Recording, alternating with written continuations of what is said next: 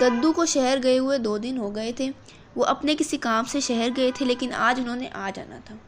वो जाते हुए ढोलू और छोटू से वादा करके गए थे कि उनके लिए एक प्यारा सा तोहफा ज़रूर लेकर आएंगे। दद्दू का इंतज़ार तो ढोलू और छोटू कर ही रहे थे, लेकिन साथ में एक प्यारा सा खिलौना उनको और बेचैन किए जा रहा था। वो सोच रहे थे कि न जाने दद्दू हमारे लिए क्या लेकर आएंगे, लेकिन दिन था कि गुजरने का नाम ही नहीं ले रहा था। आखिर अल्लाह अल्लाह करके दिन ढला, शाम हुई तो दद्दू वापस आए। दोनों बच्चे दद्दू को देखकर बहुत खुश हुए। छोटू तो दूर से ही चलाता हुआ आया। दद्दू आ गए, हमारे दद्दू आ गए, देखो भाई दद्दू आ गए। दद्दू उसको देखकर मुस्कुराए और उसको बहुत सारा प्यार किया। सारा सनकगढ़ दद्दू के लिए उदास हो गया था, इसलिए जैसे ही दद्दू आए सब के सब दद्दू से मिलने के लिए आ गए। जब सब लोग चले गए तो छोटू अपने दद्दू के लिए शरबत बना के ले आया और ढोलू ने उनका सामान लेकर नीचे रखा। अब वो दोनों मुंतज़िर थे कि दद्दू उनके लिए तोहफे निकालें। शरबत पीने के बाद दद्दू को भी एहसास हुआ कि वो दोनों अपने अपने तोहफ़ों का इंतज़ार कर रहे हैं। दद्दू हंस पड़े और कहा, तो मेरे बच्चों को अपने अपने तोहफ़ों का इंतज़ार है। दोनों ने जी में सर हिलाया तो दद्दू ने मुस्कुराते हुए कहा, प्यारे बच्चों, मैं आप दोनों के लिए एक ऐसी शानदार चीज़ लेकर आया हूँ। और अपना सामान खोलकर उसमें ढूंढने लगे। चंद सेकंड्स के बाद वो शानदार चीज़ निकाली तो वो 2 नई नई रिमोट से चलने वाली खूबसूरत चमकती हुई गाड़ियाँ थीं। छोटू और ढोलू अपनी अपनी गाड़ी देख के बहुत खुश हुए। छोटू की गाड़ी लाल रंग की थी और ढोलू की गाड़ी नीले रंग की थी। दोनों ने दद्दू को प्यार किया और उनको शुक्रिया कहा। हमारे दद्दू जिंदाबाद का नारा लगाया और फिर दोनों ही अपनी अपनी गाड़ियों के साथ खेलने लगे।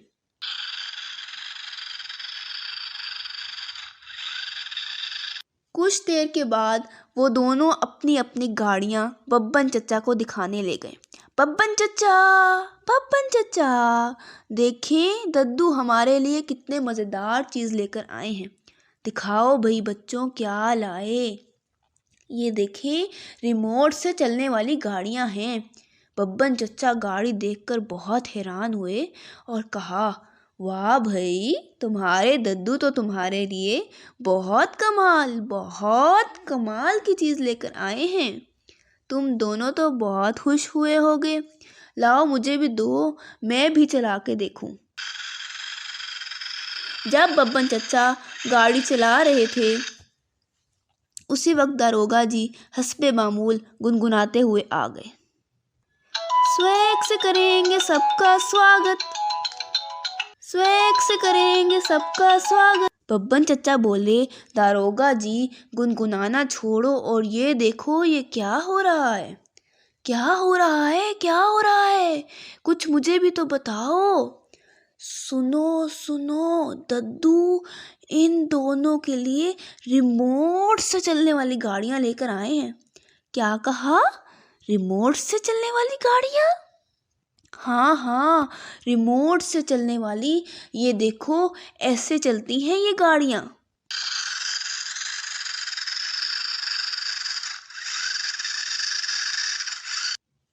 बब्बन मियाँ ने गाड़ी चला के दिखाई।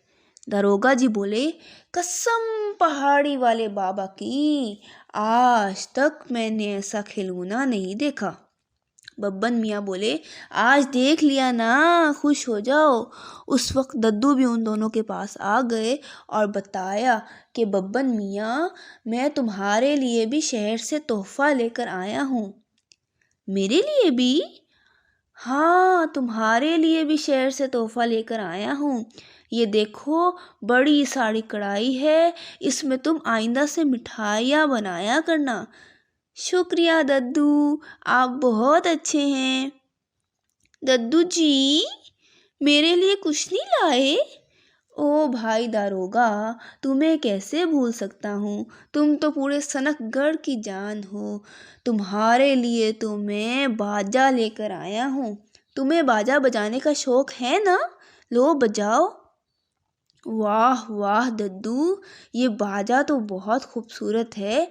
आपका बहुत शुक्रिया, आप हम सब का ख्याल रखते हैं। बब्बन ने पूछा, दद्दू ये अनोखी सी गाड़ियाँ कहाँ से मिली आपको? ऐसी गाड़ियाँ तो हमने पहले कभी नहीं देखी। दद्दू हंसते हुए बोले, ये शहर की सबसे बड़ी खिलौने की दुकान है, वहाँ से लाया हूँ। कहो तो तुम्हें भी ला दूँ? नहीं नहीं दद्दू, आप ये दारोगा जी के लिए ले आए।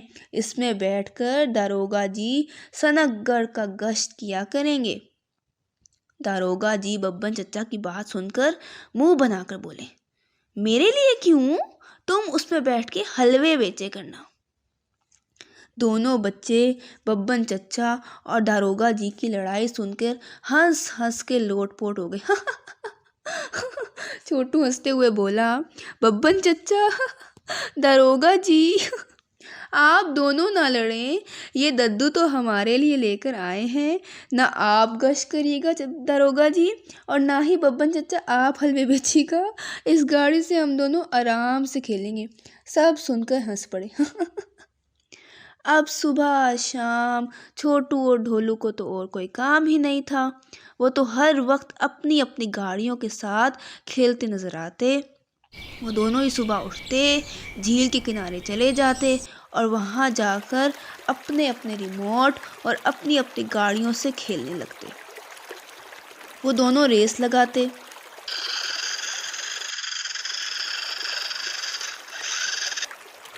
कि किसकी गाड़ी आगे निकलेगी और कौन जीतेगा। ऐसे ही एक दिन वो दोनों अपनी अपनी गाड़ियों की रेस लगा रहे थे कि छोटू की गाड़ी सामने वाले दरख्त से जा टकराई। छोटू ने अपनी गाड़ी को बचाने की बहुत कोशिश की, लेकिन नहीं बच सकी। गाड़ी के सामने का सारा हिस्सा टूट गया था। छोटू उदास होकर बैठ गया और डोलू उसको और छेड़ने लगा, उसका मजाक उड़ाने लगा और कहने लगा, मेरे पास तो गाड़ी है, मैं तो इससे खेलूंगा, तुम्हें खेलने भी नहीं दूंगा, अब सिर्फ मैं आया करूंगा इधर खेलने। ये कहते कहते ही एकदम ढोलू के हाथ से रिमोट फिसला और झील के पानी में जा गिरा। ढोलू ने फौरन ही उसको पानी से निकाला और चला के देखा, लेकिन वो नाकारा हो चुका था। अब ढोलू का भी मूड खराब हो गया। छोटू तो फौरन ही बोला, तुम्हें इस बात की सज़ा मिली कि तुमने मेरा मजाक उड़ाया था और मुझे तंग किया था। ढोलू ने कुछ जवाब ना दिया और मुंह बना के बोला, चलो घर वापस चलो। वो दोनों मुंह लटका के वापस आए तो दद्दू उन दोनों को देखकर परेशान हो गए और पूछा, बच्चों क्या हुआ? बब्बन चचा भी उनके पास ही आ गए। छोटू ने रोते हुए बताया, मेरी गाड़ी टूट गई है और ढोलू का रिमोट भी खराब हो गया है। ढोलू और छोटू रोने लगते हैं, मेरी गाड़ी, ओहो मेरी गाड़ी, ओहो मेरा रिमोट, हम कैसे खेलेंगे? ओह, दद्दू के मुंह से निकला। दोनों बच्चे उदास हो गए थे और वो कुछ खा पी भी नहीं रहे थे। बब्बन चचा उनके लिए मिठाई लेकर आए, लेकिन उन्होंने वो भी ना खाई। लो छोटू, तुम्हारे पसंद की गुलाब जामुन लेकर आया हूँ। लेकिन ना ही छोटू ने खाया और ना ही ढोलू ने। दोनों ऐसे ही उदास बैठे रहे। उन दोनों को उदास देखकर दरोगा जी, बब्बन चचा और दद्दू भी उदास हो गए थे। वो सब ऐसे ही एक जगह इकट्ठे बैठे हुए थे कि एकदम बब्बन चचा जोर से उछले। दरोगा जी बोले, तुम्हें क्या चूंटी ने काटा है जो ऐसे बैठे बैठे उछल रहे हो? बब्बन चचा बोले, यार कभी तो तुम चुप हो जाया करो, इतना अच्छा ख्याल आया है मुझे। दद्दू ने पूछा, क्या ख्याल आया है, कुछ हमें भी तो बताओ। बब्बन चचा बोले, छोटू के रिमोट से ढोलू की गाड़ी भी तो चल सकती है ना। सब ने तालियां बजाई और दद्दू बोले, ख्याल तो ज़बरदस्त है, चलो करके देखते हैं। जब छोटू के रिमोट से ढोलू की गाड़ी चलाई गई तो गाड़ी तो फराटे भरने लगी।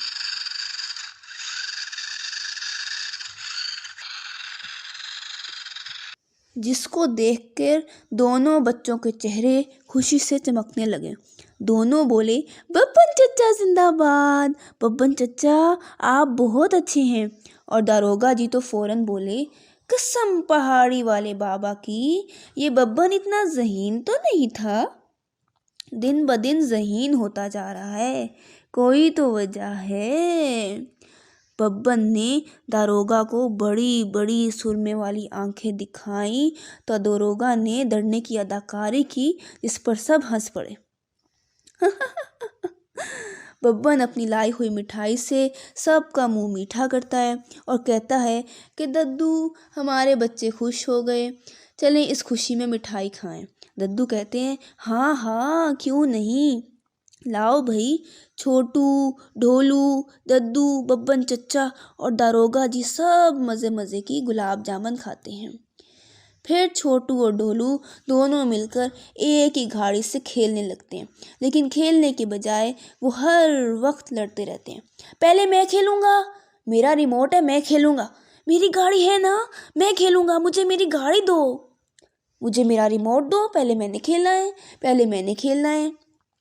रोज़ उनकी ये लड़ाई सुबह शाम होने लगी। दोनों एक दूसरे को मारते भी थे और जुबानी भी तलख कलामी होती। दद्दू इस सूरत हाल से बहुत परेशान थे। वो सर पकड़ के बैठे हुए थे कि दारोगा जी आ गए। स्वैग से करेंगे सबका स्वागत, स्वैग से करेंगे सबका स्वागत। दारोगा जी ने दद्दू को परेशान बैठे हुए देखा तो गाना छोड़ा और पूछा, दद्दू अब क्या मसला हो गया? दद्दू कहते हैं, ये सामने देखो मियाँ, मुझसे क्या पूछते हो? दारोगा जी ने जब सामने देखा तो ढोलू और छोटू लड़ रहे थे। छोटू कहता, मैं तुम्हें अपना रिमोट नहीं दूंगा, मैं तुम्हें अपनी गाड़ी नहीं दूंगा, दो मुझे दो। मैं नहीं दे रहा, मैं भी नहीं दे रहा। सामने से ऐसी आवाज़ें आ रही होती हैं और साथ में धींगा मस्ती मची होती है। दारोगा जी अपने सर पे हाथ मारते हैं और बोलते हैं कि मुझे तो पहले से ही पता था, इस बब्बन मियाँ की तरकीब में कोई ना कोई भंड तो ज़रूर होगा। वो ढोलू और छोटू को बुलाते हैं, अरे ढोलू, अरे छोटू, इधर आओ। ढोलू और छोटू दारोगा जी की आवाज़ सुनकर उनके पास आते हैं तो दारोगा जी उनको गुस्से से कहते हैं, आइंदा के बाद तुम दोनों मिलके नहीं खेलोगे। दारोगा जी बोलते हैं, छोटू अब तुम उसे अपना रिमोट नहीं दोगे, और हाँ ढोलू, तुम उसे अपनी गाड़ी नहीं दोगे, तुम दोनों अपनी अपनी चीज़ों से खेलोगे। खबरदार जो आइंदा तुम दोनों ने एक दूसरे की चीज़ों के साथ खेला, वरना मुझसे बुरा कोई नहीं होगा और मैं तुम दोनों को छेल खाने में बंद कर दूंगा। ये कहकर दारोगा जी तो चले गए, लेकिन अब छोटू और ढोलू को समझ आ गई कि मिल के खेलने में ही असल मज़ा है। चनाचा छोटू ने ढोलू से माफ़ी मांगी, मुझे माफ़ कर दो प्यारे भाई, मैंने तुम्हारा दिल दिखाया, तुम मेरे रिमोट से जब तक चाहो खेल सकते हो, जब तुम थक जाओगे तो थोड़ी देर मैं खेल लूँगा, मैं आइंदा तुमसे ऐसे नहीं लड़ूँगा। ढोलू छोटू से हाथ मिलाता है और कहता है, मुझे भी प्यारे छोटू माफ़ कर दो, मैं भी आइंदा तुमसे ऐसे लड़ाई नहीं किया करूँगा, अब हम मिल के खेलेंगे। दद्दू उन दोनों को खुश देखकर खुश हो गए। छोटू ढोलू को कहता है, चलो ढोलू तुम अपनी बारी करो, फिर मैं खेलूँगा। ढोलू कहता है, नहीं नहीं छोटू, माफ़ी भी तुमने मुझसे पहले मांगी थी और तुम दोस्ती के लिए भी मेरे पास पहले आए थे, इसलिए पहली बारी भी तुम्हारी। ये ले लो गाड़ी, इससे थोड़ी देर तक तुम खेल लो और फिर जब तुम थक जाओगे तो फिर मैं खेल लूँगा। यूँ वो दोनों मिलकर खेलने लगते हैं।